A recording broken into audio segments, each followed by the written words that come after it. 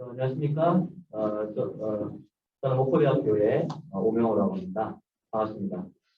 오늘 대한건축학회 2021년 대한건축학회 추계 학술 발표 대회를 맞이하여 대한건축학회 스마트팜 특별위원회에서는 특별히 관련된 연구 주제를 내용을 가지고 발표하는 시간을 좀 갖도록 하겠습니다. 제목은 미래 농업의 대응 전략과 스마트팜 확산 정책 및 기술 방안에 관한 세미나를 저희 스마트팜 특별위원회에서 준비했는데요. 특히 이제 우리 세 분의 발표자들 모시고 소중한 시간을 갖도록 하겠습니다. 첫 번째로 우리 농어촌연구원 이철성 박사님께서 국내 스마트팜 현황과 과제라는 제목으로 발표를 좀 해주시겠습니다. 부탁드립니다. 네, 안녕하십니까. 한국농어촌공사 농어촌연구원의 이철성이라고 합니다. 저는 오늘 국내 스마트팜 현황과 과제라는 주제로 발표를 하겠습니다. 오늘 발표 순서는 세 가지로 나눠지는데, 농어촌 현황에 대해서 말씀드리고, 두 번째로 스마트팜 확산을 위한 과제에 대해서 말씀을 드리겠습니다. 그리고 마지막으로 결론에 대해서 말씀드리고 발표를 마치도록 하겠습니다. 먼저 농업농촌 현황에 대해서 간단히 말씀드리도록 하겠습니다. 과거 우리 한국 농업은 녹색혁명을 통해서 생산성 향상으로 농업 분야의 성장을 보이며 경제 발전에 초석이 되었습니다. 여러분들도 잘 아시다시피 우리가 우리의 이 산업화의 기반은 이민들의 실행입니다. 그러나 이러한 농촌이 현재는 농산물 시장 개방에 따른 식량 자금의 하락과 생산비 증가로 인한 농업기술 정책, 농가의 지속적인 인구 감소, 고령 인구 비율의 증가, 경쟁력 지역의 감소 등에 의해서 농촌의 경쟁력은 지속적으로 약화됩니다. 현재 농촌에서 농가들이 당면한 가장 큰 문제는 증가하는 농업 비용에 의해서 농업 부채가 지속적으로 증가한다는 것입니다. 이러한 농업 부채는 과거부터 계속 증가해왔는데 앞으로도 계속 증가할 예정입니다. 여기 보시면 농업연구를 농업수급및 농업교육 현황을 했는데요. 여기 보시면 아시겠습니다만 2004년에 농업경영비와 2020년에 농업소득과 2020년에 농업소득이 크게 차이가 없습니다. 반면에 이 주황색이 농업경영비인데요. 농업경영비는 지속적으로 상승을 한 것으로 확인할 수 있습니다. 그래서 2003년 대비 농업소득 증가율과 농업경영비 증가율을 보면 지난 15년간 농업소득은 매년 약 1.4% 증가를 했습니다. 그러나 반면 농업경비는 3.8% 증가를 해서 2003년 대비 비교를 해보면 농업소득이 12% 증가한 반면에 농업경영비는 86%나 증가한 것으로 나타났습니다. 다음은 그 외에 이제 농업경영비 외에 이제 물가상승률 이제 농촌 경제와 관련이 큰데 일반 지난 15년간 일반 물가 상승률을 보면 평균 2.1% 증가한 것으로 나타났습니다만 농업소득 증가율은 오히려 물가 상승률에 비해서 약 매년 1% 이상 더 낮게 나타났습니다. 따라서 도농 간의 소득 격차가 발생하는 원인이 됐고요. 결국에는 이러한 것들이 농업 생산량 저하의 원인이 되고 또 신규 농업 인력, 청년과 같은 인력들이 농촌으로 유입되는 것을 가로막는 가장 큰 원인이 되고 있습니다. 또한 농촌에서 현재 가장 큰 문제가 농촌의 고령화인데요. 농촌 인구도 연간 지속적으로 감소하고 있습니다만 농촌의 고령화가 아주 심각한 상태입니다. 여기 보시면 아시겠습니다만 20대, 20대, 20, 30대와 40, 50대의 농촌의 인구는 점점 감소하고 있습니다. 10대 이상은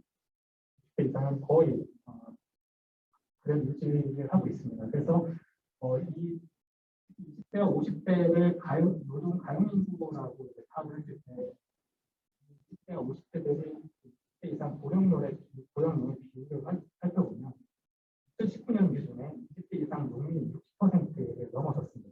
여기에는 농업농촌의 위기가 현실로 닥쳐오고 있다고 판단하시겠습니다. 또한 정부 정책상으로도 현재 농업 부분에 대한 많은 희생을 강요했는데요. 농업 부분의 어떤 개방화 그리고 아까 말씀드렸던 국영화 등 여러 가지 구조적인 문제가 겹쳐서 그런 문제 그리고 투자 위축도 투자도 당연히 농촌 지역에서 거의 이루어지지 않고요. 그래서 농업 소득 및 수출이 정책에서 농촌 지역의 성장 모멘텀이 현재 약화되는 상태입니다. 일단 여기 보시면 아시겠습니다만 매년 전체 비중 대비 농업 GDP 비중도 점점 줄어들고 있고요. 국가 전체 예산 중에 농민 예산 비중도 2008년에는 거의 5%였는데 2021년 올해 2%대로 떨어졌습니다. 그래서 이러한 정부의 예산도 점점 줄어들고 있고, 그다음에 그 예산을 정부 지원을 해줌에도 불구하고 농산물 수출 역시 여러 가지 보조금 사업으로 수행을 하고 있는데 정부의 기대에 크게 미치지 못하고 있는 상태입니다. 여기 보시면 수출 추이도 점점 줄어들고 있고요. 2020년 같은 경우에는 코로나로 인해서 반짝 상승했습니다만 전체적으로는 수출액도 점점 줄어들고 있는 상황입니다. 따라서 이러한 농업농촌의 어떤 위기를 극복하기 위해서 농림축산식품부는 2018년 스마트팜 확산 정책을 발표하게 됩니다. 그 정책 과제로는 청년 생태계 조성, 산업 인프라 구축, 스마트팜 혁신대의 조성을 제시하였습니다. 그래서 이러한 스마트팜, 그러니까 저 말고 이제 이후에 스마트팜의 정의와 스마트팜에 대한 기술에 대해서 발표를 해줄 건데 저는 스마트팜에 대한 간단한 말씀만 드리고 넘어가도록 하겠습니다. 스마트팜은 지금 4차 산업 기술인 ICT 기술, 빅데이터 인증, 사물 인터넷과 같은 이런 ICT 기술과 로봇 자동화 기술을 연공합한 시설로서 높은 생산성과 저 인력이 필요한 시설로서 앞으로 농업농촌의 위기 극복과 식량 안보 해결할 수 있는 사람으로 알게 됩니다. 현재 농업농촌의 스마트팜이 크게 보급되지 않고 스마트팜은 아직도 도입 초기 단계라고 할 수 있습니다. 따라서 이러한 기반을 확보하기 위해서 정부에서는 이제 R&D 투자를 해서 농업농촌의 어떤 기반을 확보하고 농업농촌의 어떤 기술들을 선진화시키기 위해서 노력을 하고 있습니다. 그래서 스마트팜 가장 먼저 정부에서 투자라는 게 정부 R&D로 관련 기술들을 선진국으로 끌어올리는 노력을 많이 하고 있는데요. 여기 보시면 아시겠습니다만 이제 연구별 정부 투자 추이가 점점 높아지고 있습니다. 그래서 연평균 19년까지 7.3%의 증가. 정부 연구비 기준에서 2.6배, 과제비도 3.7배씩 증가를 하고 있습니다. 이러한 스마트팜은 우리나라 정확한 농림축산식품부에서 정확한 통계를 매년 제공하고 있지 않아서 2018년 기준으로 스마트팜이 국내에 어느 정도 있는지를 보시면 전체 시설원의 55,000 헥타르 중에 스마트팜은 4,500헥타르 2018년에 됐습니다. 그래서 전수조사한 결과입니다. 그래서 2018년 기준으로 하면 스마트팜이 우리나라의 보급 예산 시설원의 중에 약 8%였습니다. 이러한 보급 사업은 정부에서 지속적으로 추진하고 있고요. 그래서 2018년 405헥타르에서 2020년에는 약 5,948헥타르까지 작년도까지 이 정도의 스마트팜이 설치가 됐습니다. 정부의 2026년까지 스마트팜 보급 목표는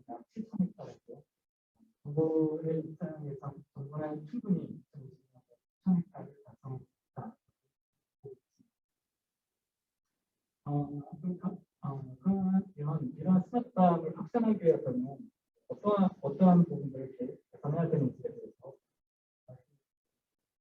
일단 스마트팜은 네덜란드 같은 경우에는 약 99%가 스마트팜입니다.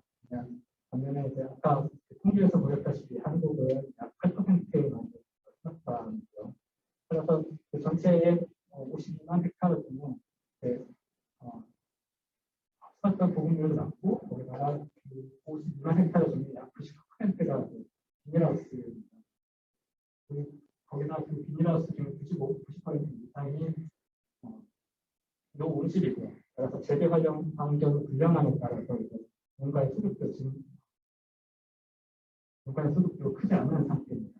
따라서 이런 낮은 스마트팜 보급률을 끌어올리기 위해서는 다양한 확산을 위한 과제가 필요한데 가장 먼저 해야 될 것이 수익과 관련된 부분입니다. 가장 수익과 관련된 부분이 줄일 수 있는 부분이 너무 높은 경영비인데요. 경영비 중에 스마트팜의 난방비 비중이 약 30에서 40%입니다. 그렇기 때문에 현재 요즘에 유가가 많이 올라서 시간료값도 많이 올랐죠. 겨울값도 많이 오르고. 결국에는 이 겨울값이 오름으로써 스마트팜 농가의 소득은 유가에 따라 크게 달라지니까 스마트팜의 소득은 점점 감소한다. 그래서 농가 수익성 향상 위해서는 이런 광열비가 높은 온실 위주로 에너지 비용을 줄이기 위한 대책 마련이 필요한데요. 국내 온실 중에 가온 온실은 약 34%로 나타났고요. 앞으로 이제 스마트팜 도입이 확산을 하게 되면 그다음에 이제 농가에서 가온을 함으로써 얻어지는 수익이 큰 신고가 됨으로써 점점 이제 가온 온실의 비율이 점점 증가를 할 예정입니다. 따라서 이렇게 에너지 비용이 높은 어떤 시설 채소별로 에너지 비용을 줄이기 위한 노력이 필요합니다. 이런 에너지는 또한 우리 국가적으로 농업 부분의 온실가스 에너지 감축과 온실가스 배출량 감소와도 감축 정책과도 밀접한 관계가 있습니다. 농업 부분의 온실가스 배출을 크게 두 가지로 나눠질 수 있습니다. 이 에너지 부분과 에너지 부분인데요. 에너지 부분은 농경재 경종활동과 축산업에서 주로 발생을 하고요. 에너지 부분이 농기계, 건물, 음식, 의 연료 사용에 따라서 배출되는 온실가스입니다. 여러분들 잘 아시겠습니다만 스마트팜 온실은 아주 열성량이 낮은 유리나 비닐로 만들어 있잖아요. 그렇기 때문에 온실은 대표적인 에너지 다소비 스마트팜도 나타나는데 에너지 다소비 방법입니다. 따라서 이러한 에너지 부분에 대한 농업 부분 온실가스 감축 목표를 달성하기 위해서는 스마트팜 온실가스 배출 감축을 위한 에너지 사용을 저감이 필요합니다. 이러한 온실가스 감축 노력은 이제 전 분야에서 이루어지고 있고 농업도 예외가 될 수 없어서 정부에서 목표를 만들었는데요. 정부의 비에너지 감축 목표는 170만 톤이고요. 그래서 에너지 부분의 감축 목표는 179만 톤입니다. 그러면 지금까지 농업 부분의 이상산업 탄소 배출 감축 정책 목표 현실적에 대해서 이러한 감축 목표는 결국에는 농촌 지역 같은 경우에는 정부의 보조금 사업으로 거의 모든 것들이 이루어지기 때문에 정부 지원 정책과 연계해서 감축 목표가 설정이 됐습니다. 그렇기 때문에 지금 2019년 기준으로 해서 2030년 감축 목표 달성률이 약 64.3%고요. 하지만 이제 앞으로 전망은 지금 상태의 어떤 정부 지원만으로는 2030년까지 온실가스 감축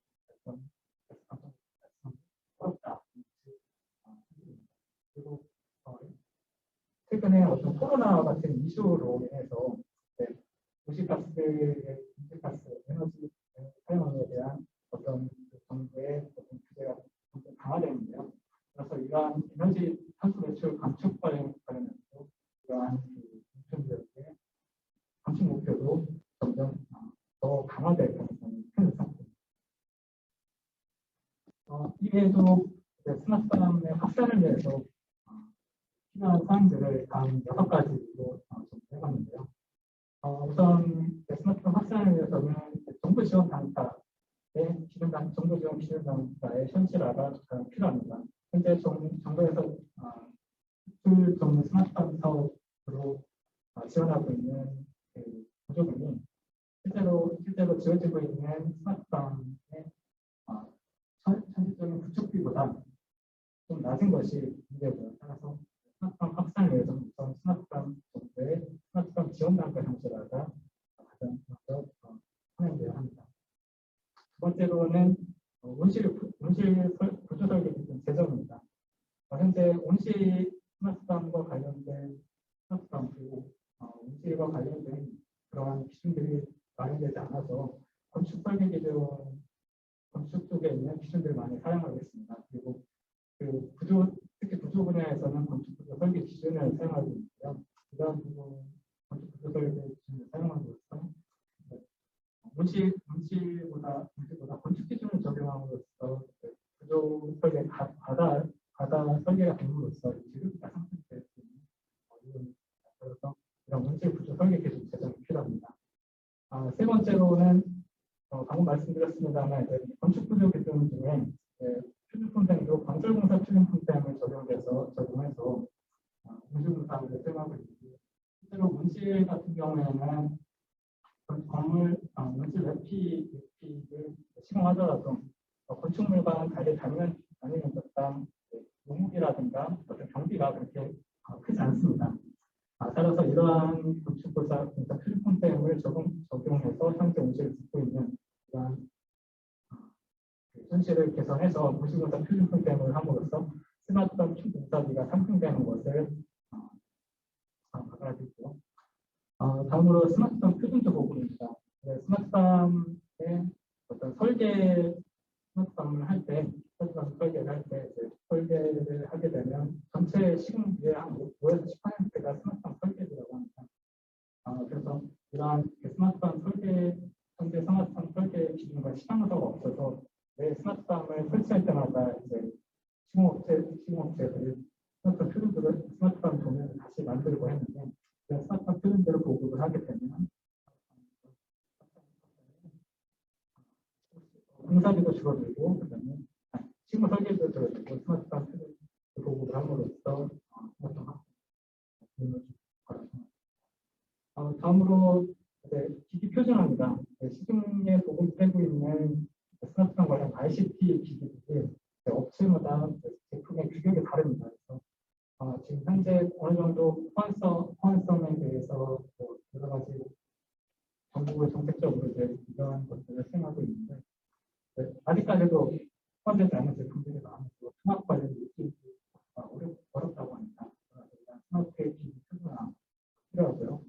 마지막으로 외피 자재는 국산화가 많이 진행되지만 ICT 환경 관련 장치, 시설 자재는 해외 자재를 좀 많습니다. 그래서 이런 정부에서 아까 보여드렸던 R&D 사업을 통해서 이런 부분들을 시설 자재 국산화를 하려고 많이 R&D 연구를 하고 있는데 아직까지 현장에서는 국내 제품은 믿기 어렵다라는 인식이 생겨 있습니다. 이런 제품에 대한 어떤 신뢰도를 높이고 우리 국내 제품에 대한 시설 자재를 국산화해서 널리 확산시켜야 할 필요가 있습니다. 마지막으로 결론을 마치도록 하겠습니다. 농업 생산성이 높은 스마트팜 확산은 우리나라 농업 발전을 기여하고 수출 경기를 강하게 큰 역할을 감당할 수 있습니다. 하지만 이러한 스마트팜을 확산하기 위해서는 농업 부문의 저감, 물가 수익 향상을 위한 연수 비량이 반드시 저감되어야 되고요. 그 외에 스마트팜 지원단과 현실화, 공실 구조 설계 기준, 평평 정책, 스마트팜 표준도 보급, 지지 표준화, 투자자들 확산화가 꼭 필요합니다. 이상으로 발표를 마치겠습니다. 감사합니다. 감사합니다. 좋은 발표 해주셔서 고맙습니다. 다음은 미래농업의 내용 전략 및 스마트팜 확산 정책에 대해서 한국농어청구소의 유성현 사장님께서 발표해 주시겠습니다. 네, 안녕하십니까. 한국농어청구사 스마트팜 사업부 이상현이라고 합니다. 먼저 저희 한국농어청구사에 대해서 간략하게 설명드립니다. 저희 공사는 1908년에 설립되어서 올해로서 벌써 113년의 역사를 가지고 되었거든요. 저희 공사는 저희 공사가 설립되게 된 근간으로는 농업 생산 기반 사업을 위주로 해서 설립이 되었습니다. 농업 생산 기반 시설이라고 한다면은 잘 아시는 저수지, 방조제, 그다음에 양수, 배수시설, 농수로 그런 농업 생산의 기반이 되는 그런 시설물들을 설계, 시공, 관리하는 그런 임무를 가지고 출범하게 된 공기업이 되겠습니다. 2000년대에 들어서는 사업 영역이 지역 개발이나 농지연의 분홍 분야로 확산되었고, 최근에는 신재된 농촌 에너지 분야, 그리고 오늘 설명하게 될 스마트팜 분야 등을 신성장 동력 사업으로 추진 중으로 있습니다. 오늘 설명드리게 될 스마트팜에 대해서 먼저 간략하게 설명드리겠습니다. 스마트팜은 정보통신 기술을 농업에 접목해서 공기업 자동으로 작물이나 가축, 생육 환경을 조직관리하는 농장을 이야기하고 있습니다. 이 스마트팜은 적용은 온실, 식사, 가스와 노지 등으로 광범위하게 적용할 수 있는데요. 현재 저희 공사에서는 온실과 노지 스마트팜에 주력을 하고 있는 시스템입니다. 스마트팜의 개요소입니다. 스마트팜의 가장 중요한 부분은 이런 작동 센서들이 되겠습니다.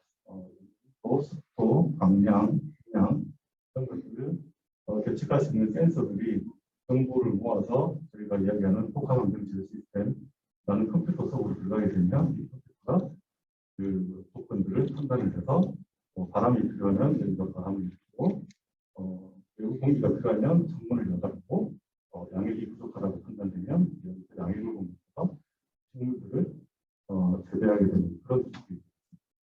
이 스마트팜 온실은 주로 그냥 철골 구조로 되어 있고 건축 분야에 관심이 많으신 분들 상대로 저희가 이야기하고 있으니까 참고로 말씀드리면은 저희는 이제 건축 법상으로는 이제 동물 식물 관련 시설 온실 예상되게 됩니다. 그리고 주로 이제 스마트팜 온실은 가설 건축물 또 이제 인정이 되어서 가설 건축물 신고를 통해서 지어지고 있고요. 그다음에 구조 기준 같은 경우는 앞서 발표하신 분께서도 구조 기준이 아직 없다라고 말씀하셨지만은 그래도 각종 풍수에 대비하기 위해서 농진청에서는 원예 식탁시설 내재 인수위라는 제도를 두고 있어서 규격을 통과한 시설물에 대해서는 풍수의 이런 피해에 대해서 보상을 받을 수 있는 어느 정도의 규정을 가지고는 있습니다. 하지만 앞으로 온실 분야에 대한 구조적으로 많은 그 연구개발도 이루어져야 한다는 것에는 동의하고 있습니다. 스마트팜은 크게 3세대로 저희가 정의를 하고 있습니다. 1세대가 지금 현재라고 표현은 되어 있지만 현재가 사실은 1세대에서 2세대로 넘어가는 과도기라고 저희는 생각을 하고 있는데요. 1세대 스마트팜은 이제 수동 제어, 국민이 직접 판단해서 문을 열어야겠다 싶으면 이제 문을 여는 거, 창문을 연다 이런 것들은 자동으로 되지만 판단 자체는 농부 스스로가 하게끔 되어 있는 그런 시설물들이 1세대 스마트팜이 되겠습니다. 근데 2세대에 넘어오면서는 판단 자체를 AI가 하게 되는 것이죠. AI가 아까 말씀드린 그런 센서들을 통해서 받아들인 정보를 분석을 해서 이때쯤 창문을 열어야겠다. 아니면 이때쯤 바람을 일으켜야겠다. 아니면 작물들이 이제 양분이 부족하다. 이런 것들을 AI가 판단을 해서 공급을 하게 되는 그런 시스템을 2세대라고 하고 있습니다. 이 세대는 지금 거의 현실 단계까지 왔다고 저는 생각을 하고 있고, 이번 공식적으로는 1.5세대까지 현재 진행 중이다라고 말씀드리고 있습니다. 그리고 3세대로 넘어가게 되면은 에너지 부분, 스마트팜 시설이 고에너지 시설이기 때문에 그런 부분들을 해결하는 방안, 그리고 작업 관리를 이제 로봇을 이용해서 하는 방안, 그런 부분들이 해결되는 부분들이 이제 3세대 스마트팜입니다. 스마트 농업이 시작하게 된 계기는 말씀드린 대로 어떤 발표에서 말씀드린 대로 농가 인구의 감소, 고령화, 그리고 농업 부분의 투자 위축, 농업 성장률 정책 이런 부분에 있어서 해결책으로 정부에서 정책적으로 추진하고 있는 사업인데요. 최근에 저희가 19년도부터 코로나19라는 대사건을 맞이하면서 안 그래도 디지털화되고 있던 디지털 농업 부분이 디지털 경제로 급격하게 확산되는 사회 분위기를 타고 농업 부분도 바람에 동승하게 됩니다. 그렇게 돼서 농업 경제 디지털화, AI 주도로 체제별 의사결정을 도출하는 형태의 농업으로 많이 빠르게 되고 있는 상황입니다. 그리고 기후 여건을 생각해 본다면은 과거에는 기후 여건이 상당히 패턴이 있었습니다. 저희가 농업 분야에서 맞이하게 되는 재해라는 것이 태풍이나 직풍부, 그다음에 대설 강풍, 이 정도로 패턴화되어 있었다면 현재는 거기에 우박서리, 폭염 가뭄, 기상 저온 한파, 그리고 폭설, 그리고 일조량 부족 이런 것들이 더하게 되어서 기후를 예측하기가 훨씬 어렵게 되었다는 것이죠. 그리고 식량 자급률 면에서도 저희 우리나라에서는 전체 식량 자급률은 40% 정도를 유지하고 있지만은 곡물 부분만 한정해서 봤을 때는 20% 수준에 그치는 좀 위험한 상태의 식량 자급률을 보이고 있습니다. 그래서 이런 문제들을 해결할 수 있는 스마트팜을 도입하게 된 효과를 보여줄 수 있는 제가 사진을 찾다가 이 비주얼 에이드로만 말씀드릴 수 있는 이 상태에서 보여줄 수 있는 가장 최적의 사진을 찾은 것이 이것입니다. 이 농장은 저희가 19년도에 준공했던 농가분의 농장인데 같은 위치에서 찍은 사진입니다. 왼쪽에 있는 사진은 되게 햇볕이 좋은 날에 찍은 사진입니다. 오른쪽에 있는 사진은 일조량이 상당히 부족한 날 그때 찍은 사진이 되겠습니다. 그래서 이제 보시는 바와 같이 일조량에 상관없이 식물에 필요한 방량을 스마트팜에서 제어를 해서 식물을 재배하고 있는 모습을 보여드리는 사진입니다. 이런 식으로 해서 스마트팜을 도입하게 되면 이때 보시는 표와 같이 생산량은 약 40%가 증가되고 고용노동비는 약 16%, 그다음에 병해충, 이 스마트팜 시설이라는 것 자체가 내부 환경과 철저하게 분리가 되어 있기 때문에 병해충이 들어오면 한꺼번에 들어오는 것이지만 아예 안 들어오게 통제만 된다면 병해충 절감에 상당한 효과가 있습니다. 그래서 병해충 예방 효과가 93%가 있는 것으로 그렇게 분석되고 있습니다. 다음은 스마트 농업 정책 방향입니다. 이러한 농업 구조적인 문제 해결과 미래 성장 동력으로 정부는 스마트팜을 정책 과제로 선정을 했고 2018년에 스마트팜 확산 방안을 발표하면서 스마트팜 정책에 드라이브를 걸게 되는데요. 당초에 18년까지는 저희가 정책 사업으로 추진하던 사업은 다 개별 농가 지원 사업이었습니다. 예를 들면 저희가 하는 사업 중에 수출 전문 스마트팜 수출 사업이라고 있는데 그런 개별 농가가 원하는 농가에 대해서 지원을 해주는 그런 사업이 있습니다. 이런 개별 사업 위주로 사업을 진행하다가 스마트팜을 육성해야겠다라는 정부의 정책이 서면서 스마트팜 핵심밸리라는 것을 조정을 하게 됩니다. 그리고 향후에는 22년 이후에는 핵심밸리가 22년에 완공 예정인데 그 이후로는 그 스마트팜 핵심밸리를 중심으로 해서 더욱더 확산할 수 있는 방안, 예를 들면 에너지 자립이라든지 지역의 특화된 스마트 인복합 단지 조성, 그다음에 핵심밸리 활성화 사업, 그리고 데이터 기반의 스마트 농업 확산 사업 등을 준비를 하고 있습니다. 2030년까지 정책 목표는 스마트팜 인프라 구축을 10,000헥타르, 그다음에 기자재 수출 5억불, 기자재 국산화를 80% 정도를 목표로 있습니다. 아까 말씀드린 핵심밸리에 대해서 간략하게 설명을 드리겠습니다. 핵심밸리는 이러한 스마트 농업의 거점 단지 역할을 하게 될 단지가 되겠는데요. 여기에는 청년 보유, 그다음에 생산 유통, 수출 혁신을 통합을 해서 시작한 단지가 되겠습니다. 현재 전북, 인제, 경북 상주, 경남 밀양, 전남 고흥 4개 지점을 선정을 해서 현재 공사 시행 중에 있고, 전북 경제와 경북 상주는 올해 연말까지 핵심 시설을 준공 완료를 목표로 하고 있습니다. 그리고 나머지 시설들도 22년에 준공이 될 예정입니다. 여기서는 생산 시설뿐만 아니라 가장 큰 포인트는 청년 보육 기능과 기술 혁신 기능을 복합하였다는 점이고요. 여기에서는 이제 전문 교육과 창업 정주를 지원하는 청년농의 안정적인 창업과 정책 지원을 하게 되고요. 그다음에 기자재 업체들이 실증단지 입주를 해서 스마트팜 전후방 사업의 경쟁력 강화를 할 수 있는 그런 인프라를 제공하는 그런 사업이 되겠습니다. 시들의 그 핵심 시설은 특히 임대원실, 특징원실, 보육원실 지원센터가 있겠는데요.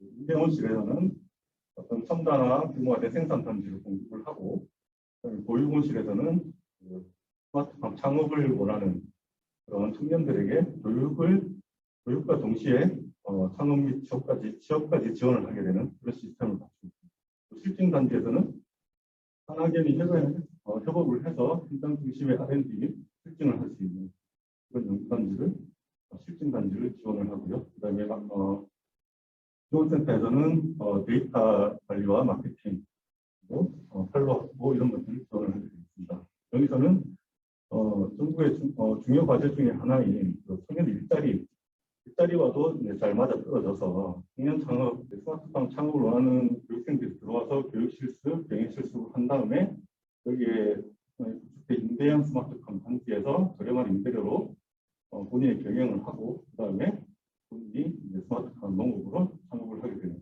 그런 코스를 거치게 되었습니다. 실증 단지에서는 기업들이 들어와서 이제 실증 연구를 하게 되는데요. 아까 앞선 발표에서 말씀드렸다시피 우리나라 스마트팜 기자재 국산화율인 주요 기자재는 상당히 저조한 편입니다. 그래서 혁신별리 실증 단지가 활성화된다면 거기에서 우리 국산 기자재 연구 개발이 활발하게 이루어질 것으로 기대하고 있습니다. 이게 저희가 18년도에 그렸던 스마트팜 혁신밸리의 가상의 그림입니다. 여기에 인재팜, ATC, 보육센터, 배우 마을 이런 것들이 있고요. 이것들이 이제 올해 준공을 앞두고 현실화되어 있는 그림을 보여드리겠습니다. 여기는 경북 현지에 있는 스마트팜 혁신밸리입니다. 여기서 교육단지, 실증단지, 임대단지, 지원센터 등이 되어 있고, 그다음에 여기 입주한 청년들이 생활하는 정지시설까지 공사 진행 중인 상황이 되겠습니다. 이게 혁신밸리 여기 이제 청년 보육원실인데요. 여기에는 이미 청년 교육생들이 입주를 해서 실습을 하고 있습니다. 얼마 전에 처음으로 오일을 추가했다고 해서 저희가 좀 마음을 들었던 소식을 들었던 기억이 있습니다. 여기는 아까 말씀드린 실증단지. 여기는 아직 준공 완료 상태가 아닙니다. 여기서 내년에 shipping 기업들이 입주할 예정이고요. 여기는 지원센터, 그리고 데이터 센터에 가장 중요한 방이 되어 있고요. 그다음에 여기는 임대원실, 교육을 마친 분들이 실제 본인의 경영을 그대로 해서 할 수 있는 게 되겠고, 여기는 그분들이 지내실 인수 시설인데 아직 물도 공사 중에 있습니다. 여기는 이제 동시에 준공을 하게 될 전북 스마트팜 혁신밸리입니다. 스마트팜 혁신밸리도 임대단지, 실증단지, 보육단지, 지원센터로 구성이 되어 있습니다. 여기 공사 현황도 올해 준공에 맞춰서 거의 90% 이상의 공정률을 보이고 있습니다. 그리고 혁신밸리 외에도 저희 공사에서 추진하는 스마트팜 사업을 간략하게 소개를 드리면요. 지역 특화 임대형 스마트팜이라는 사업이 있고요. 이것은 혁신밸리가 아까 한정된 지역에서 구성이 되다 보니까 그 외의 지역에 스마트팜 수요를 공급하기 위해서 임대형 팜을 공급을 하게 되는 사업이고, 수출 전문 스마트팜 원실 집중 사업이라고 있습니다. 이건 개별 농가가 수출을 목적으로 스마트팜을 원할 때 국토와 지방비를 보조를 해서 같이 이루어지는 그런 사업이 되겠습니다. 그다음 개인실습 임대농장이라는 사업이 있습니다. 이것은 소규모 운동원실을 지어서 스마트화하는 사업인데요. 이것 또한 그 해당 지자체에서 그 임대원실을 희망하는 청년들에게 하기 위한 사업입니다. 이것은 바이오 복합단지라고 현재 충북 대천에서 하고 있는 사업인데, 이거는 이제 각종 특용 작물, 충북 대천이 그 약용 작물이 상당히 유명합니다. 그래서 그런 것들을 특화시켜서 스마트팜 단지를 하고자 하는 그런 사업을 현재 진행하고 있습니다. 이렇게 진행되었던 스마트팜 사업은 향후에는 또 어떻게 나가야 될 것이냐를 또 하나로 정리를 해보았습니다. 저희가 스마트팜 혁신밸리가 내년까지 준공이 되게 되면 그 이후에는 어떤 방향으로 이제 발걸음을 옮겨야 되나 라는 문제를 생각을 해봤을 때 먼저 혁신밸리 활성화입니다. 혁신밸리가 거점 단지로 조성이 되면 거기서 전문 인력이 양성되고 국산 기자재가 육성되고 그리고 관련 산업 동반 성장 그리고 스마트팜 표준화까지 이룰 수 있는 기틀이 될 것이고요. 그 다음에 혁신별을 중심으로 또 규모의 경제를 실현하는 것이 중요하다고 생각합니다. 스마트팜이라는 것이 초기 투자비가 상당한 시설입니다. 그래서 이 시설들을 군데군데 설치하는 것보다는 한 군데 모아서 규모화를 시킨 다음에 하는 것이 기술적으로나 경제적으로 생산적인 측면에서 상당히 유리하다고 저희는 생각을 하고 있습니다. 그리고 그런 편이 농업적인 빅데이터 구축에서 훨씬 유리하다고 생각을 하고 있고요. 그리고 그 농업의 가장 말단인 그런 유통도 한 군데서 크게 해서 이제 스마트 유통이라고 하죠. 그런 것들을 활성화시키는 데는 글로벌 실현이 가장 중요하다고 생각합니다. 그리고 밸류체인이라는 용어가 요즘 많이 등장을 하고 있는데요. 농업에서 밸류체인이라고 하면 모든 생각한 농업은 생산에만 그치고 있는데 생산을 하기 전 단계와 생산을 한 후의 단계 그런 것들이 사실 체인처럼 한 사슬로 엮여 있어야지 이것이 이제 잘 굴러간다 이런 컨셉입니다. 그래서 그런 우리가 약했던 체인들은 생산 이외에 유통이라든지 생산을 하기 전에 어떤 것을 생산할 것인가에 대한 그런 사업들이 활성화되어야 된다라고 생각합니다. 그리고 에너지 자립 분야입니다. 스마트 농업은 생각보다 에너지가 참 많이 들어갑니다. 스마트팜 1헥타를 구성하는데 운영하는데 약 3kW 정도의 전기가 소모되는 것으로 저희가 파악을 하고 있습니다.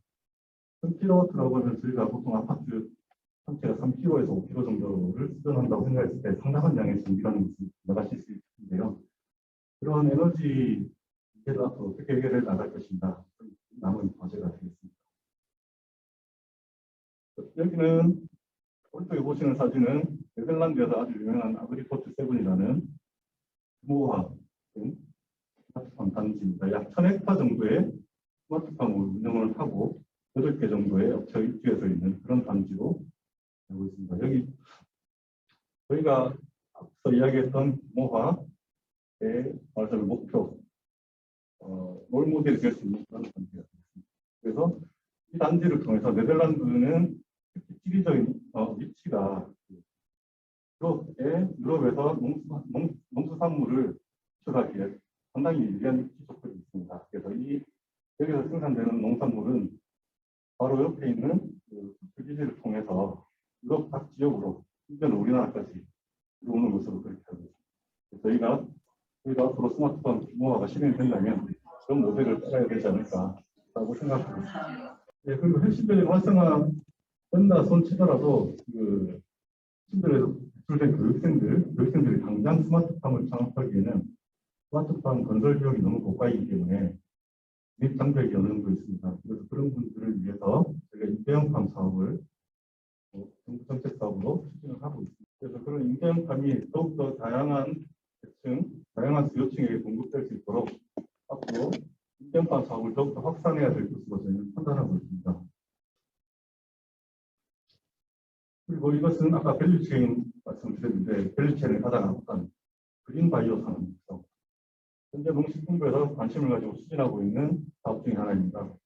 이 바이오 산업이라고 하면 크게 레드, 그린, 화이트 이렇게 세 가지로 나눠지는데요. 레드 바이오는 통상 생각하는 바이오, 약품 이런 것이 되겠고요. 화이트는 바이오 연료, 에너지, 화학 이런 부분이죠. 그린 바이오는 쉽게 말하면 종자 산업이라고 보시면 됩니다. 어떤 종자를 이 작물을 어떻게 이용할 것이냐. 예를 들면은 저희가 몇 년 전에 유행했던 A형 독감 이런 것들을 치료하기 위해서는 팔각이라는 향신료를 가지고 타미플루라는 약을 만들었습니다. 그래서 그 팔각이라는 것은 단지 향신료였지만 이제 타미플루를 만드는 중요한 원료가 되어서 재배가 확산이 되었죠. 그런 식으로 저희가 어떤 종자를 어떤 식으로 개발해서 어디에다 쓰느냐 이런 것들을 연구하는 사업이 그린바이오 산업입니다. 그래서 최근에는 IT 기술, 바이오 기술, 나노 기술 등이 비약적으로 발전해서 그린바이오 산업이 농업 분야의 신산업으로 부각하고 있는 그런 상태입니다. 그리고 탄소 중립 이거 이게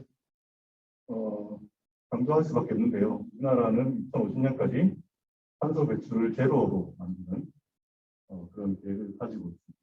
2030년까지는 일부 저당 2050년까지는 100%로 하는데 아까 저희 스마트 농업 분야에서도 이런 에너지 소모가 많기 때문에 정부 정책과 동반해야 되는 그런 입장입니다. 그래서 이 에너지 문제를 해결하기 위해서는 저희가 여러 가지 보완 중에 있습니다만은 현재 각광받고 있는 수소연료 발전이 스마트팜과 상충합이 잘 맞다라고 제가 생각이 듭니다. 수소연료 전지는 현재는 LNG를 이용을 해서 수소가스를 만들어서 전기와 열을 만드는데 이 수소가스가 만들어진 이후부터는 CO2 발생이 없다고 합니다. 수소가스를 어떻게 만드느냐에서 CO2 발생이 어느 것이 있는 것과 없는 것이 나눠지기 때문에 아직 이게 완전한 친환경이다, 완전한 탄소 배출 제로다라는 거에는 의견이 분분한 상황인데요. 그래서 이거는 이제 그레이 수소나 블루 수소, 그린 수소 이렇게 나누어집니다. 그래서 그린 수소는 태양광이나 풍력처럼 신재생 에너지로 만든 전기로 물을 분해해서 이제 수소를 만드는 완벽한 친환경 발전이 되겠고요. 현재 저희가 하고 있는 LNG를 사용해서 하는 것은 그레이 수소가 되겠습니다. LNG에서 수소를 추출하는 과정에서 CO2가 어느 정도 발생이 되고 있습니다. 그런데 그 발생되는 CO2를 포집을 해서 다른 용도로 쓴다면 블루 수소라고 불립니다. 거기서 나오는 수소를 공기 중에 방출시키지 않고 따로 포집을 해서 쓴다. 이런 개념은 저희 스마트팜에서는 상당히 궁합이 잘 맞다고 생각되는데요. 저희 아시다시피 인간은 탄소를 들이마시고 이산화탄소를 내뱉지만은 식물들은 이산화탄소를 들이마시고 산소를 내뱉게 되겠습니다. 그래서 스마트팜 설비 중에 CO2 공급 시설이라는 것이 따로 들어가는데요. 그 CO2 공급 시설에 들어가는 CO2를 이 수소연료 전지 발전에서 생긴 CO2를 이용해서 줄 수 있는 방법이 생긴다면 이것은 그야말로 완벽한 그런 플레이가 되지 않을까라고 생각을 하고 있습니다. 그래서 현재 그 기술은 있긴 있지만 상용화되지 않은 그런 상태로서 실증 연구가 더 필요한 상태가 되겠습니다. 수소연료 전지 발전과 더불어서 바이오매스 자원화 시설.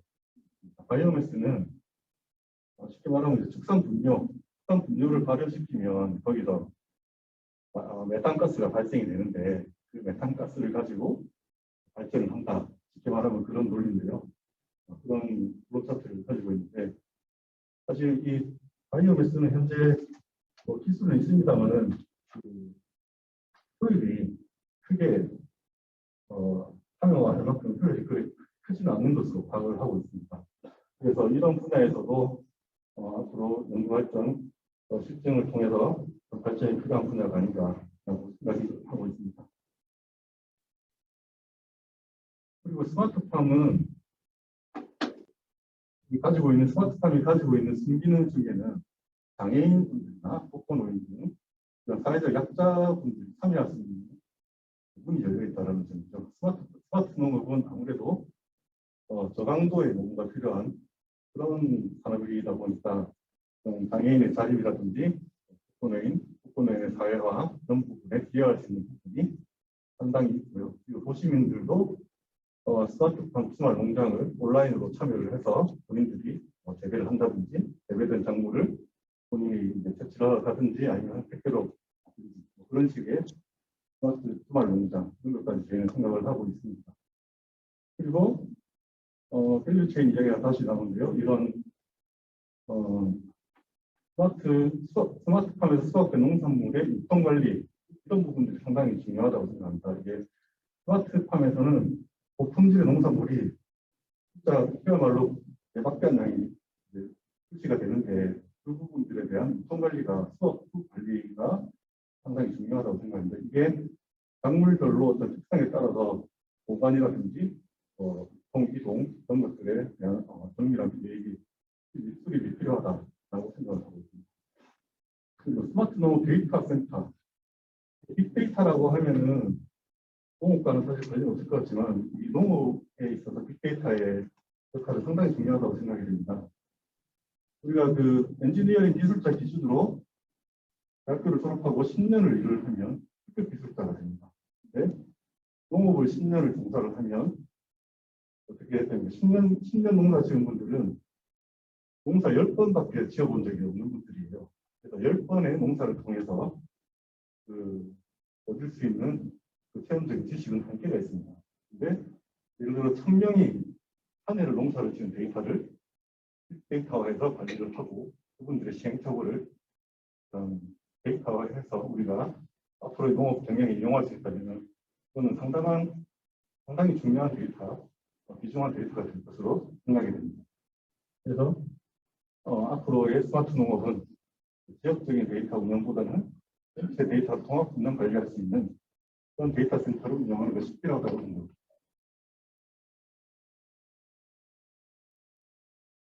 그리고 앞으로 저희 스마트팜 나아갈 방향을 또 몇 가지 더 말씀드리면은 노지 스마트팜 아까 말씀드린 그 식량 자급률 중에 곡물이 저희는 상당히 자급률이 떨어집니다. 20% 미만으로 가게 되고 있는데요.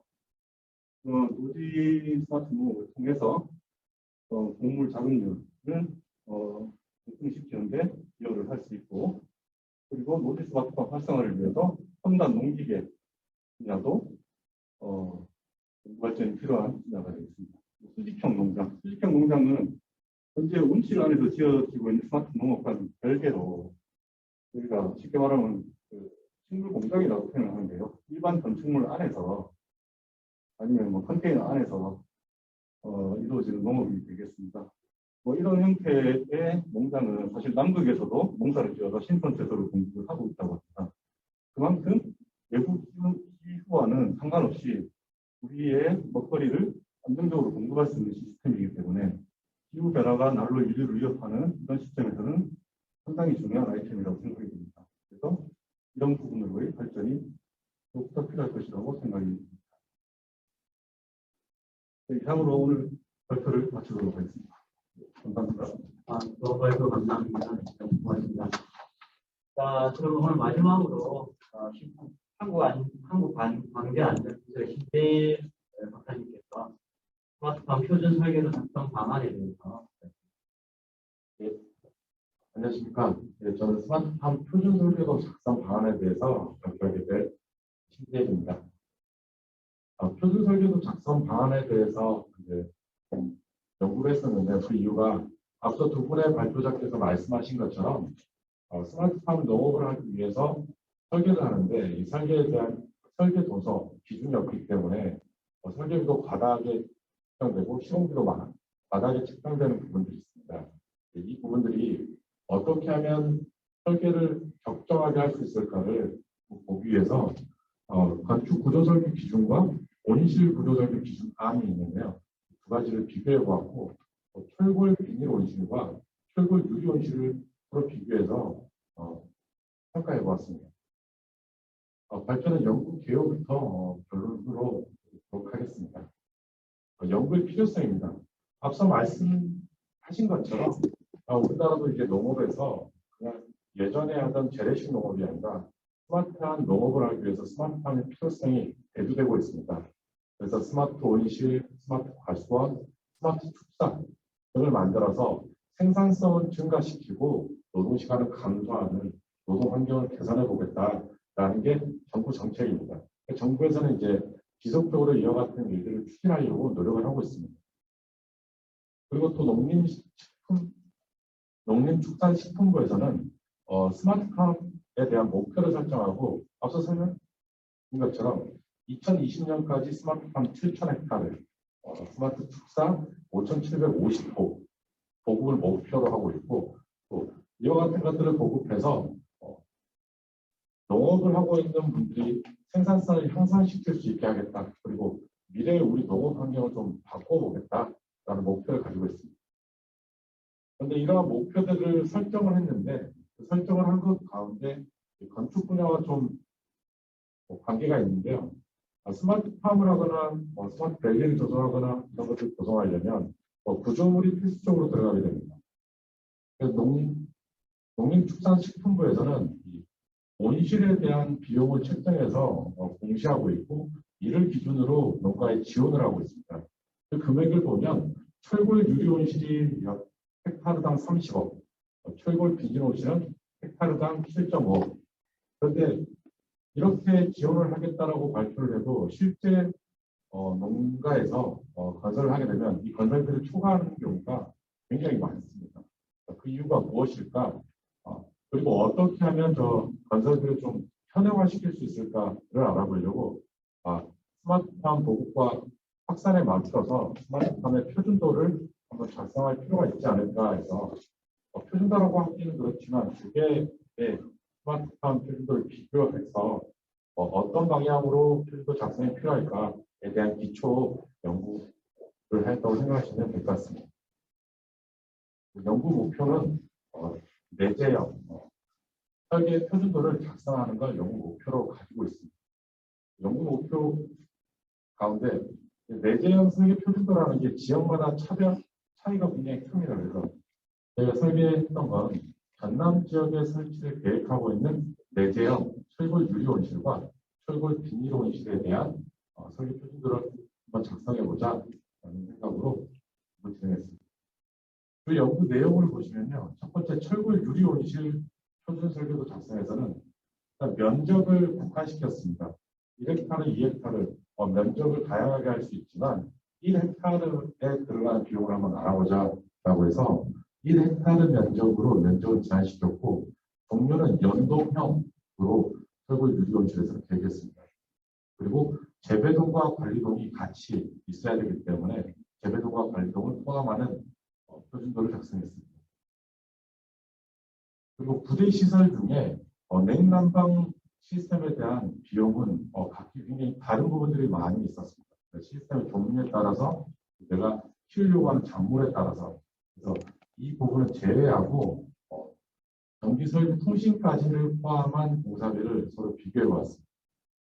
두 번째로 철골 비닐 온실에서는 벤노형으로 계획을 했고요. 재배동과 관리동을 역시 갖도록 하는 1헥타르의 면적을 갖는 표준 설계도를 작성해 보았습니다. 철골 비닐 온실에서도 냉난방 시스템을 제외하고 비교해 보았습니다. 그래서 구조 설계를 통해서 내재형 설계 기준을 만족하는 설계도를 작성하는 게 목표였고요. 그리고 지역은 전남 나주 지역으로 제한했습니다. 나주 지역의 적설, 풍속 이런 데이터를 쓰기 위해서 지역을 제한해서 설계를 진행했습니다. 주요 이제 연구 내용들인데요. 한번 그래서 이제 연구를 함에 있어서 온실 설계 개요를 한번 만들어 봤습니다. 온실 설계 개요를 보면 대유 위치는 전남 나주입니다.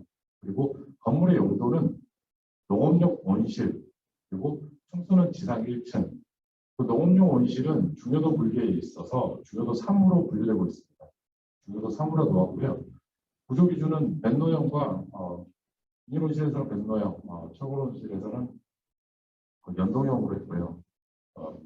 기초 형식은 지네르 기초, 직접 기초로 설계했습니다. 구조 설계 기준 청구 기준은 KDS 기준을 적용해서 설계됐고요. 청구 기준으로서는 국립농업과학원에서 2015년에 발간된 온실 구조 설계 기준 안과 서로 비교를 했습니다.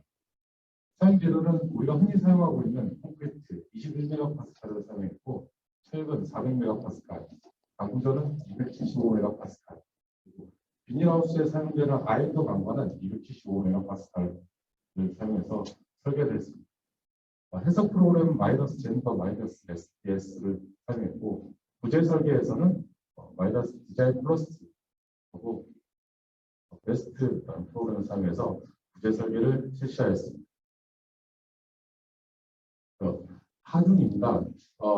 온실에서 이 설계에서 가장 중요한 게 하중일 건데요. 하중을 어떻게 도입할까 생각했는데 유리온실과 비닐온실의 하중은 서로 다르기 때문에 비닐온실에서는 약 0.2kg, 유리온실은 약 10kg, 100kg 정도 되는 하중이 회배당 들어가는 걸로 설계를 해서 진행을 했습니다.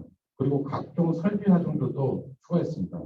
스마트 온실에서는 다양한 설비들이 구조물에 부착되기 때문에 이런 설비 하중들을 추가했고요. 또 중요한 게 작물의 하중도 중요하게 작용하더라고요.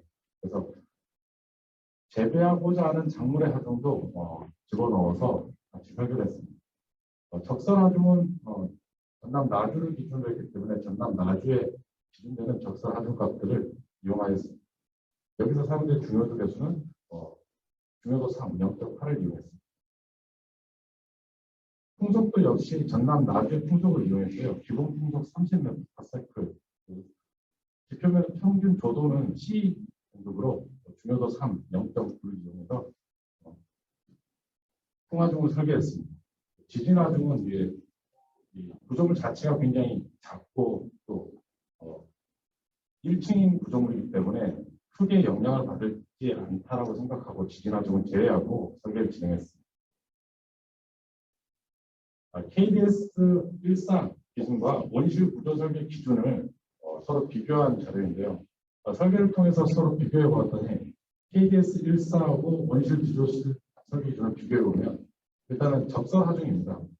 KDS 14는 기본적으로 적설 하중 산정식이 이와 같으며 기본 적설 하중을 가지고 있고 거기에 재형 기간에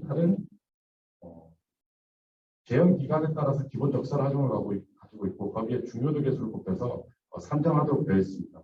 온실 구조 기준은 지역별로 실제 눈이 내리는 일수를 통해서 어느 정도 눈이 내리는지를 평가해 놓은 자료를 통해서 추세식을 가지고 찾게 했고요. 그렇게 찾아봤을 때 비닐온실은 약 35cm 정도, 유리온실은 37cm 정도, 거기에 노출 개수나 경사도 개수를 보여있고요. 가장 큰 차이점이라고 하는 건 우리가 KDS 설계 기준에서는 재형 기간을 100년으로 보고 있지만 온실 구조 설계 기준 안에서는 재형 기간을 비닐온실은 45년, 유리온실은 60년으로 재형 기간 좀 낮춰서 보고 있습니다. 좀 더 현실적일 수 있는데요.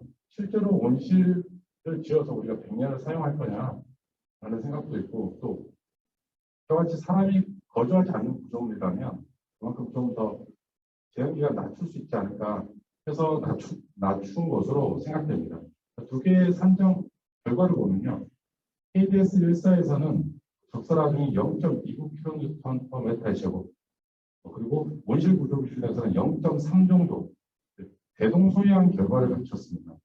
이 재형 기간은 45년에서 60년으로 낮췄으면 더 낮아질 거라고 생각했는데 KDS 기준에서도 중요도 개수를 통해서 낮추고 있는 중요도 개수를 통해서 적설 하중을 낮추고 있어서 거의 비슷하고 정확하게 따져보면 온실 구조 설계의 기준안이 KDS 기준보다 약 3.8%에서 9.3% 정도 높더라라는 걸 알 수 있었습니다. 두 번째는 풍하중에 대한 비교입니다. 풍하중 역시 전남 나주를 기준으로 했고요. KDS 14의 산정식과 구조 설계 기준안의 산정식입니다. 풍하중도 재형 기간을 서로 달리 두고 있었는데요. KDS 14에서는 재형 기간을 100년으로 그리고 온실 구조 설계 기준에서는 비닐온실은 45년, 유리온실은 60년을 두었습니다. 결과를 보면 KDS 14의 풍하중은 225Nm/m제곱, 온실 구조 설계 기준은 비닐온실과 유리온실에서 각각 102와 108 정도를 보였습니다. KDS 설계 기준이 온실 구조 설계 기준보다 풍하중 설계에서는 약 50% 정도 더 과다하게 보고 있더라, 풍력을 더 많이 보고 있다는 걸 알 수 있었습니다. 그렇게 해서 이제 평면도를 한번 만들어 보았습니다. 전체 1헥타르고요. 재배동과 관리동을 갖고 있고 관리동은 우측편에 그리고 전면부에 통로를 갖고 있는 걸 특징으로 합니다. 2헥타르의 면적을 만들었고 4m마다 산을 갖는 구조로 했고요. 8m가 한 스팬으로 8m마다 허리를 끊어서 열평창에 대응하도록 설계했습니다.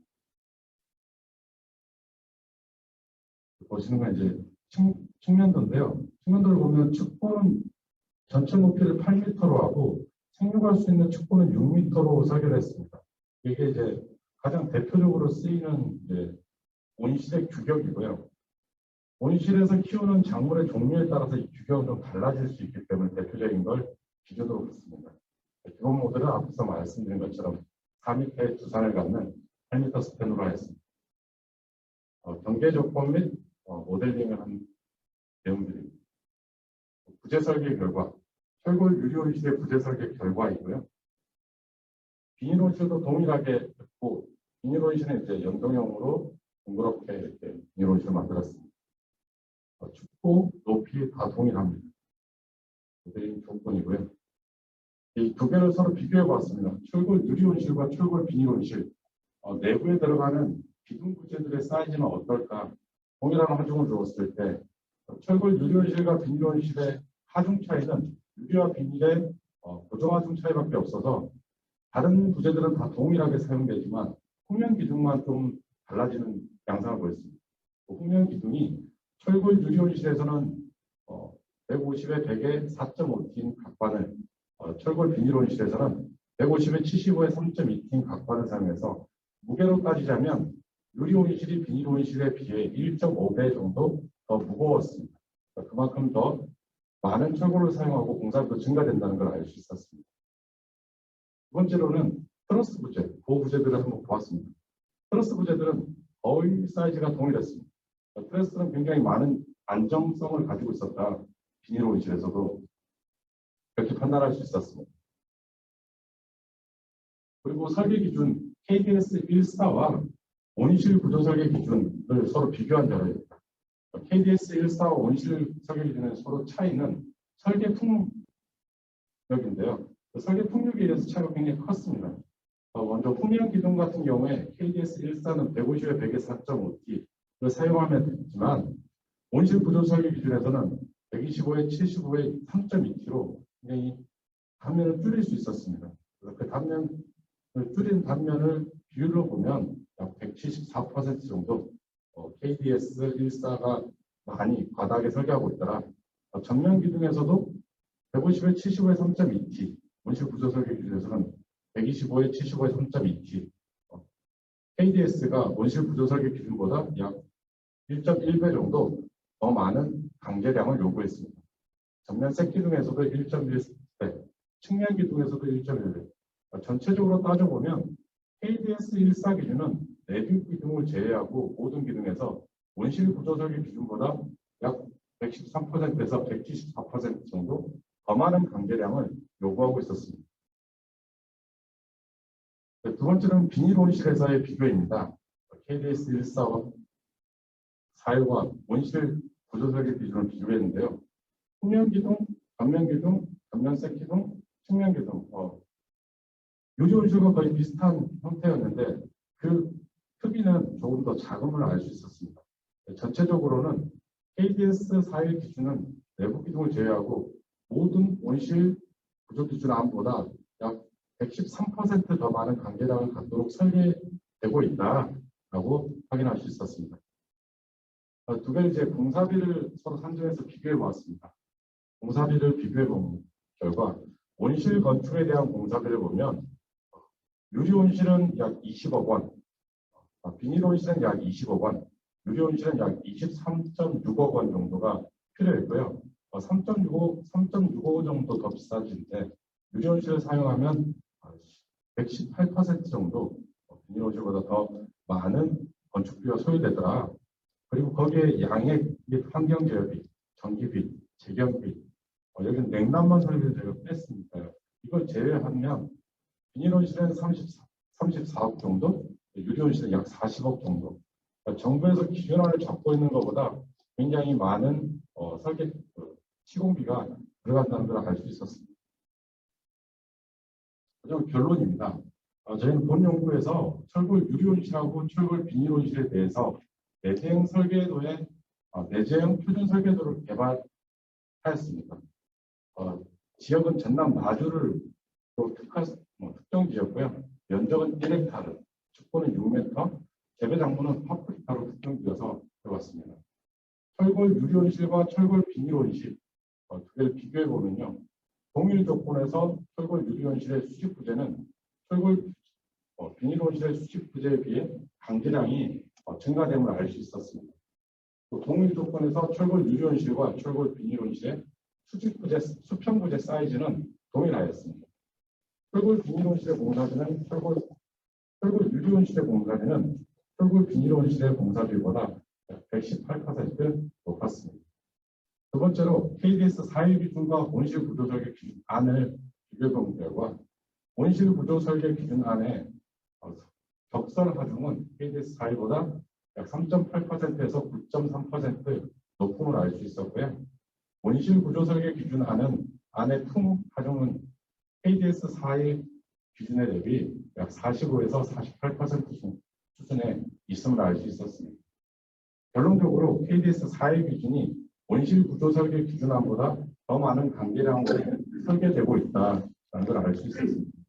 앞서서 발표자님께서 말씀하신 것처럼 온실 설계 기준이 없기 때문에 건축 구조 설계 기준을 그대로 가져와서 설계를 많이 하고 있습니다. 그렇게 설계를 할 경우에 공사비의 증가가 예상되는 걸 확인할 수 있었습니다. 결론 중에 이제 기술적 측면과 경제산업적 측면인데요.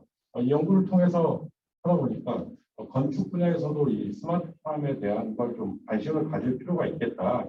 그리고 표준도라는 게 굉장히 다양한 분야에서 나올 수 있을 것 같습니다. 재배 환경이나 작물, 위치별로 다양한 표준도가 작성돼서 그것들이 보급된다면 좀 더 저렴한 단가로 온실을 지을 수 있을 거라고 생각되고요. 국내 유리 온실의 구조 설계 기준 적용할 수 있는 설계 하중 분도가 마련돼야 될 필요성을 좀 느꼈습니다. 그리고 스마트팜에 적합한 철거 구조 시스템 개발도 필요하겠다는 걸 확인할 수 있었고요. 이런 것들이 좀 된다면 우리나라 농촌 시설물들이 대형화되고 농가소득 증대에도 기여할 수 있겠다는 생각이 들었습니다. 이상으로 마치겠습니다. 감사합니다. 박사님 감사합니다. 좋은 말씀 고맙습니다. 한 3분 정도 스마트팜 특별위원회에서 준비한 발표를 했습니다. 혹시 질문 사항이 있으시면 질문을 제가 좀 다 모여 있으면 질문도 많이 하시고 이랬을 텐데 지금 이런 상황이 나와서 아쉽긴 합니다. 네. 표준설계 도서라고 하는데요. 어떻게 보면 실질적으로 농어촌에서 시장을 해왔던 대표적인 표준설계 도서가 표준주택 아닙니까? 어떻게 보면 주택 같은 경우는 그 실효성 면에서 실질적으로 조성하는 힘든 부분이 많지 않습니까? 모든 사람의 스타일이 다르기 때문에. 하지만 이 부분은 스마트팜 같은 경우는 부지 확보도 용이하고 부지도 정형화되어 있고 또 부지 가격이 주택에 비해서는 싸기 때문에 내가 표준 설계 도서가 있다면 표준 설계 도서가 합법화될 수 있을 만큼 땅을 더 사면 되니까 그런 측면에서도 너무 활성화될 것 같긴 한데 어떤 향후 이런 부분에 대해서 농어촌에서 계획이 있으신가 해서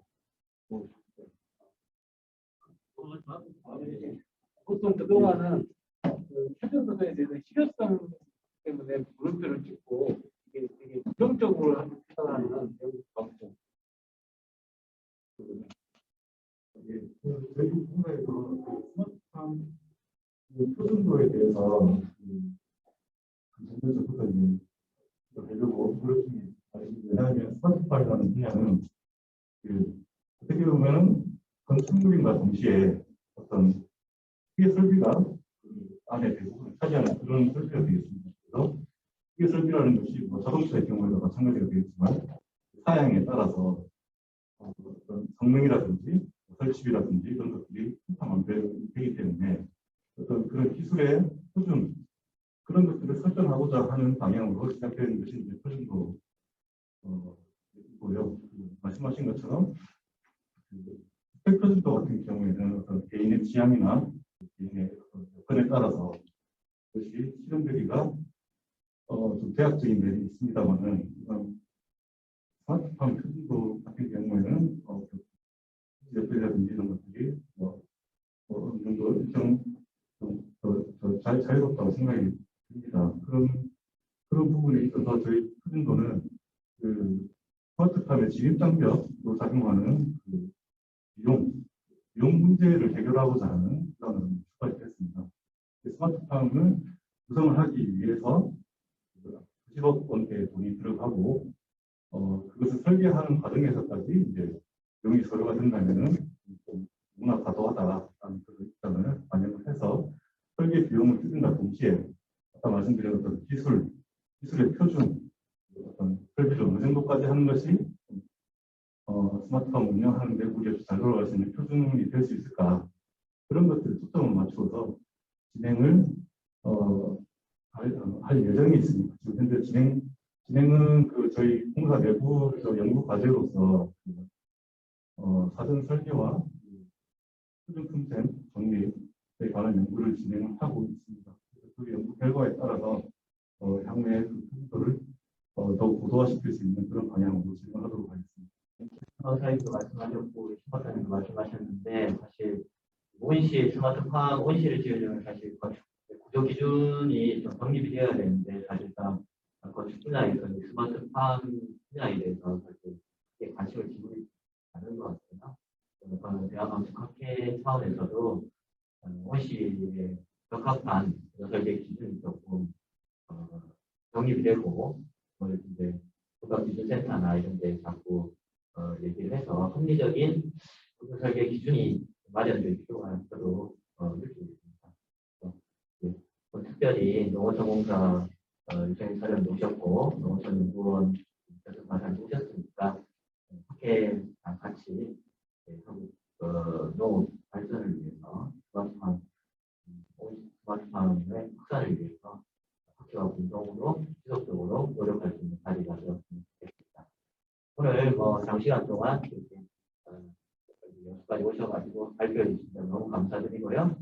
특별한 게 없으면 오늘 이걸로써 우리 스마트팜 특별위원회 세션을 모두 마치도록 하겠습니다. 너무 감사합니다. 감사합니다.